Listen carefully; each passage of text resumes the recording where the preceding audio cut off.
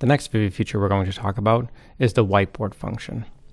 Once logged into your Vivi, you can choose Whiteboard, and you'll be given a whiteboard display.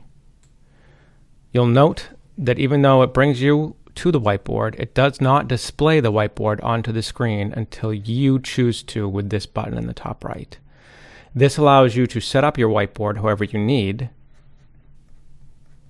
ahead of time, and then display it to the class when you're ready.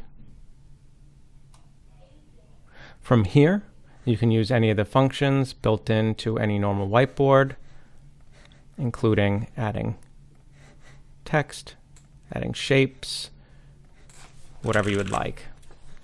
You can also erase things and add in additional pictures and backgrounds.